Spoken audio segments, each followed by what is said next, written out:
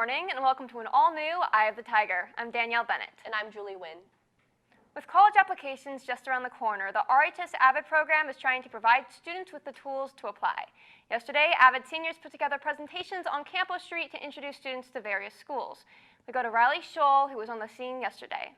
Thanks guys, we're here on Campus Street for this year's Roosevelt's College Day, where AVID students inform other students about their post-graduation plans. Okay, so AVID students, our main purpose is to prepare for college, and I know that many other students, they don't even know what they need to do. So our whole purpose today was to give them as much information as we could about colleges and the application process as well. Teacher Dean Gadway hopes that will help him reach out to all students who want a future with a post-secondary education. Today is an effort by AVID seniors to try to create a college-going culture on Roosevelt's campus. We're trying to spread what we've been learning about college for other students on campus who are either in the college application process right now or just thinking about college to come out and learn what they can about the schools in California and beyond. Gadway hopes the event inspires other students to learn about the colleges presented. Well, we hold it out here on Campbell Street because we know we have a captive audience with the students coming out for lunch. We're hoping that the students will see the tables and take a chance to come and ask the students questions about the majors offered at their campuses or the location of the campuses, application deadlines, and so on. And we're happy to provide them with any information we can. Thanks, Riley. In other college prep news, tomorrow night is Cash for College night. Students can go to the cafeteria from 6 to 8 p.m. to get help on filling out financial aid forms and have the chance to win a $250 scholarship. Friday is Roseville High School's second annual Multicultural Day. Throughout the day, students will attend different presentations and performances to learn about the diversity of cultures at RHS. A new addition to this year's events will be themed rooms to represent various countries in Senior Square. Here's a look at the class schedule for Friday. Students will attend Multicultural Day events from the end of 4th period till 2:30. And here's a look at the event schedule. Students will be split up based on graduating class and will check back into their 4th period throughout the day. Due to Multicultural Day, Eye of the Tiger will not air a show this Friday. That's right. However, there are some events happening tomorrow. RHS will offer the PSAT. Students signed up can talk to their 2nd period teacher to find out their classroom. Here's a look at the schedule. Students not taking the PSAT can arrive on campus at 10 a.m. However, according to Assistant Principal Matt Pipitone, bus routes will be the same, so students planning on arriving late will need to find alternate plans for transportation. And now we go over to Canyon Smith for sports.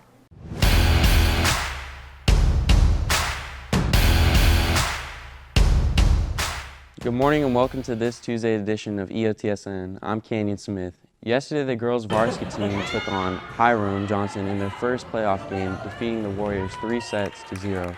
The Tigers provided plenty of highlights in these matches as they dominated all 3 sets. In the first set, senior Cal Poly commit Kate Slack rises up for the kill.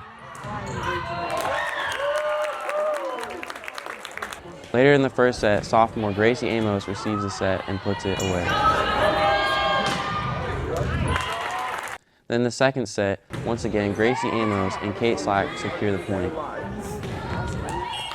Senior Mac Badley felt the team played well.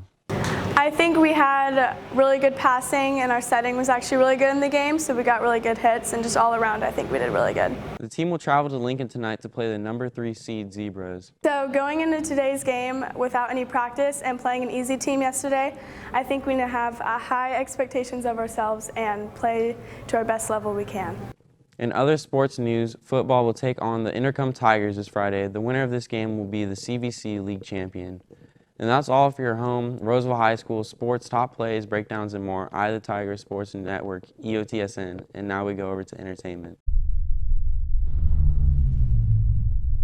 Thanks, Canyon. Rex Orange County, known for songs like Best Friend and Sunflower, released his iconic new album, Pony. Pony manages to encompass everything Rex has done and everything he can do. In short, each song feels like his own. Each song has a good mix and flows one right after the other. It's a quality that I feel is important for an album to have. What I love most about Rex is that he manages to paint deep stories through his lyrics that are not only easy to follow, but also deep and relatable to every listener. One of my favorite songs on this album is Stressed Out. The song has a catchy mix and good vocals that complement the lyrics. The song is only 1 minute and 45 seconds long, yet it still manages to hold its own against the other 3 4-minute songs. One song that could have been left off the album was Laser Lights. In it, O'Connor was just talking about his problems while a jazz beat picks up behind it. It had a lot of potential to be a new and unique song, but the talking made it fall really short. This new album is a perfect example of Rex and all that he can do. He's an artist that is crazy talented and brings depth and purpose to his songs that isn't always seen in the pop industry. And now we go back to news. Thanks, Megan. With Halloween coming up, RHS has already hosted a variety of scary creatures, from bats to cats. Now the school has added a new spooky sight to its repertoire, worms. We go over to Nathan Handling with the story. A group of RHS seniors took recycling to a new level by starting a composting system at school. That was some of the kids that are in environmental science actually wanted to put together a little project to try to recycle compostable waste on campus rather than throwing it in the garbage. And they really just needed a place to do it.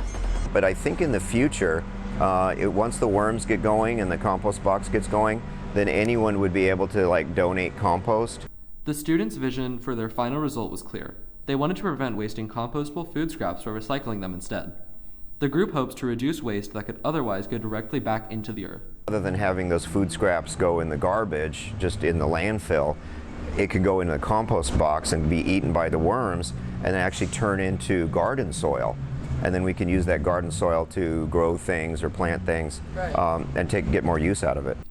Composting advocate Cameron Patterson believes that this new system for waste reduction will help introduce students to more environmentally friendly alternatives to making waste. I think it has the chance to do a lot of good for the school because it gives people an opportunity to interact with their environment in a positive way. Rather than just throw away their trash, they have a place where they can compost things that they wouldn't normally.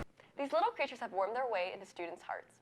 That's it for us today on Eye of the Tiger. And remember, we're always on at eyeofthetigernews.com. Have a great Halloween.